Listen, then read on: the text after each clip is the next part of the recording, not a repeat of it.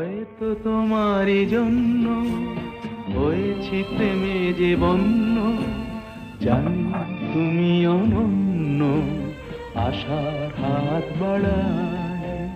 যদি কখনো একান্তে চেয়েছি তোমায় জানতে, শুরু থেকে শেষ প্রান্তে ছুটে ছুটে গেছি তাই।